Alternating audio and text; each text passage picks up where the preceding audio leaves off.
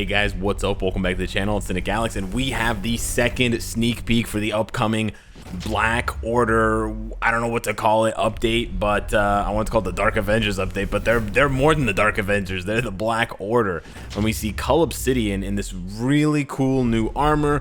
We see another angle of the planet here, and it turns and it spins. And then we do see one other character, and this is huge, giggity. So I want to freeze frame it and show you guys. So we're gonna go sort of frame by frame here, and you guys are gonna see that for a split second we see a little bit more of the mosaic, and I'm gonna use the word mosaic, it's not the right word. We see a little bit more of the collage, but essentially, if you remember last year we had the Guardians of the Galaxy update, and we got a sneak peek of one character, and then a sneak peek of another character, and then a sneak peek of two more characters, and the thematic thing of all the sneak peeks was that they were all in space. And then people started to wonder, if they're all in space, could it all be part of the same image? And people started stitching the image together, and they gave us clues because Cosmic Ghost Rider's chains were in all of the pictures, sort of flowing in and out. And I feel like they're doing it again. So whether this is some sort of big picture, sort of a poster of all the Black Order, maybe it's the key art, I'm not exactly sure, but it's the exact same style, this like orange and blue dotted sort of comic style thing, and it's super zoomed in, of course, because they don't want to reveal everything, but it also has clues. So the Corvus one had another character in the background. We don't know who that was. It's now probably either Ebony or Proxima or someone else like Black Swan, who knows. And now we see Cull here. There's no one that you can tell. If there's anyone standing on this side of Cull Obsidian, you can't see, because he is so massive that he takes up the entire screen. But over here, you do see someone. You see their eyes, you see the markings like tattoos on their forehead, and you see the hood that they're wearing. And that is, of course, none other than Supergiant. And if you take a look here, you will see that it basically matches perfectly, except that she has the tattoos actually. Oh yeah, you know what? You can see them peeking out. You can see them peeking out from the sides of her hood, but they're actually under her eyes as well.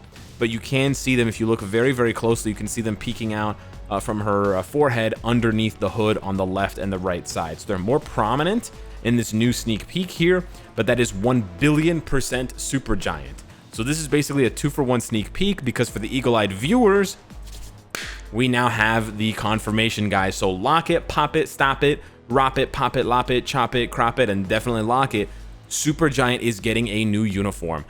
That means I now have to upgrade my prediction on Supergiant getting a World Boss Ultimate or a World Boss Legend to 99%. I think there's almost no way that they would go to the trouble 3 years later. That's right, guys. It's been 3 years since Infinity War and since the Black Order got their World Boss Ultimates and the introduction of Tier 3 happened.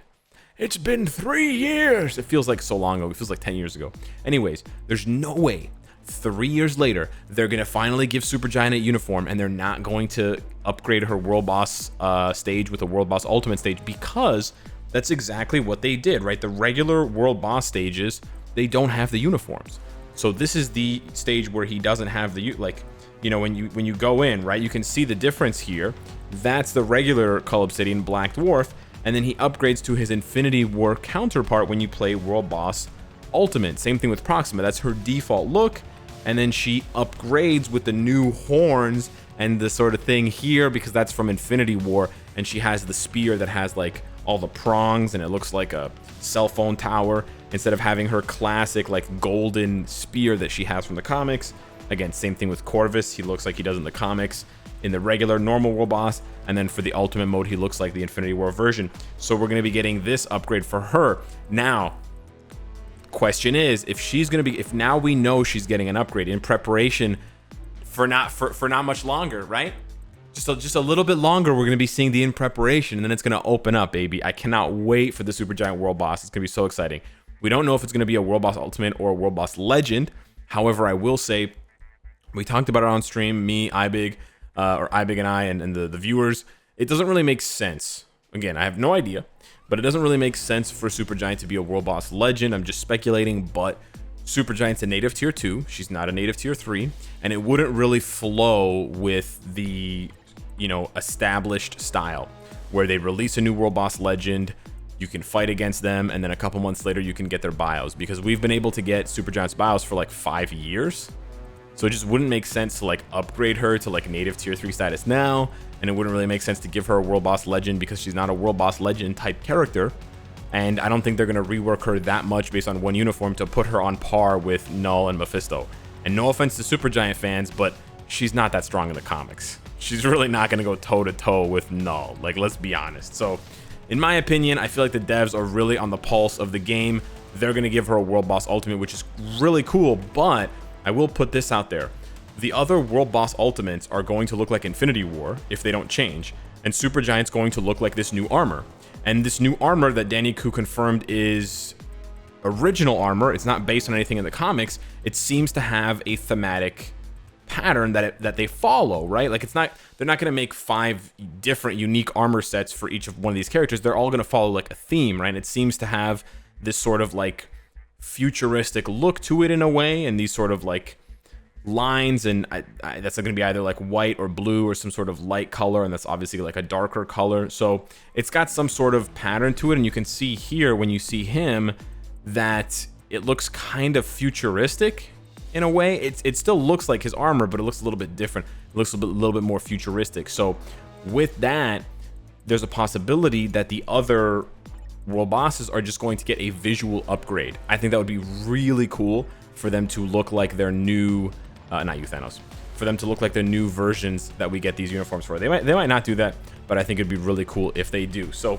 really exciting news. Cull Obsidian is joining the pack along with Corvus and Supergiant. I think this pretty much confirms that Proxima and Ebony are going to get uniforms as well. So 5 new uniforms for 5 existing native tier 2s who have been pretty bad for like 2.5 years. So this is a huge upgrade for 5 characters. Again, these are 5 characters that need upgrades badly, to the point where content creators and fellow players were warning newer players, stay away from these characters. They're bad investments. They're huge sinks of resources with no payoff, right? There's a difference between a huge resource sink that is going to pay off and a huge resource sink that is not going to pay off. That is not going to be the case for very much longer. So I'm very, very excited about that.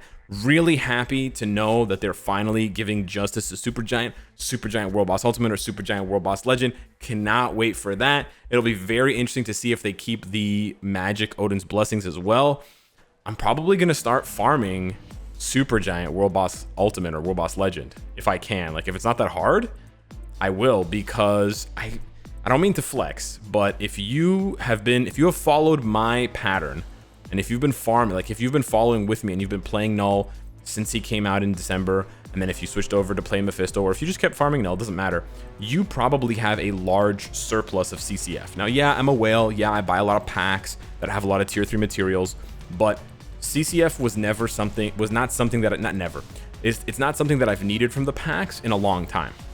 And to prove that point to you, I'll show you my dispatch. I could have reorganized my dispatch to put my strongest characters to upgrade my dispatch level on Alaska so that I could get more CCF. I didn't. It's at growth score 4. I think I could push it to growth score 6, but I didn't because I don't need the CCF. I really need everything else. I need especially the Awakening Crystals. Oh, I need that so badly. And the tier 3 materials for ranking up characters' gears. So I could really see myself foregoing, and it's so interesting, and they've created a really interesting situation with World Boss now. I really love it. I could see myself intentionally skipping Null and Mephisto to farm Supergiant just to get more chances to drop. Like, these are really valuable. If I could get one for every energy attack character, that's huge, man. I'll spend a month playing her 150 times. Sure. You know, like it's kind of crazy to say that, but it's kind of true.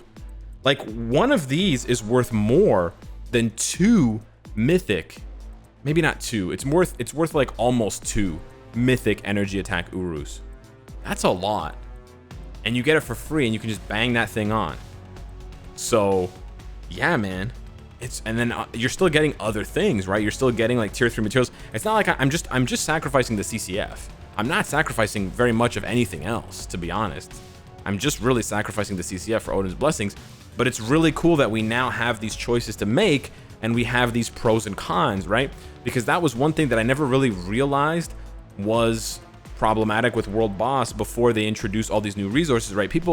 Some people panic or some people worry when they introduce new resources. They introduce, Mandalay gem fragments, they introduce Titan component packs, or they introduce Titan records. It's like, oh no, this new thing to farm, it's going to be so hard to get. Sure, it's hard to get, but once you get to a point where you are making decisions based on what characters you want, then you start to make decisions based on which boss, right? So if I need books, I actually don't farm Null and Mephisto because they don't really drop books for me.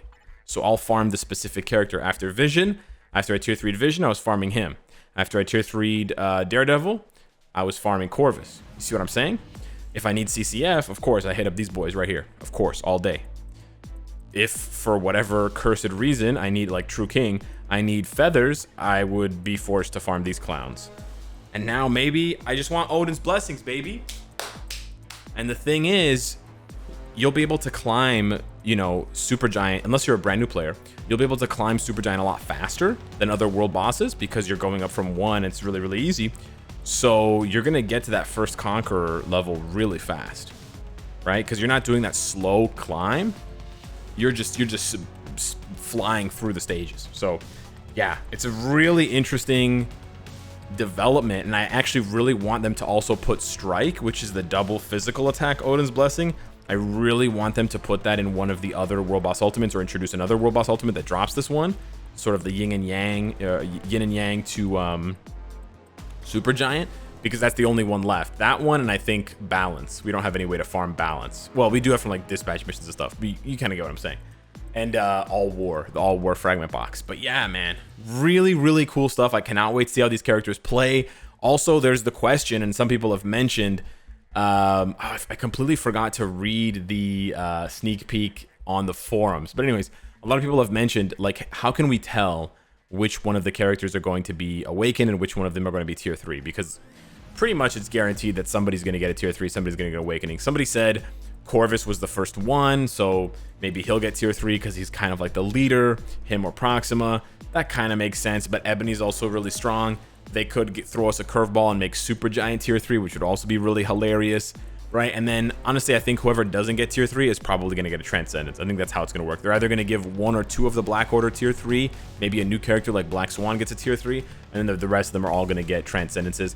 That, to me, makes the most sense, because at this point in the game, you don't want to rework a character, especially one as expensive as these guys, especially one that represents a world boss, and not give them a tier 3 or Transcendence, right?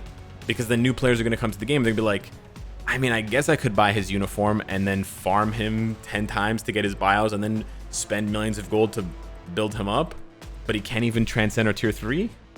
What's the point? So that is going to be the last thing we need to see for sure, to make sure that they're like on the ball or whatever.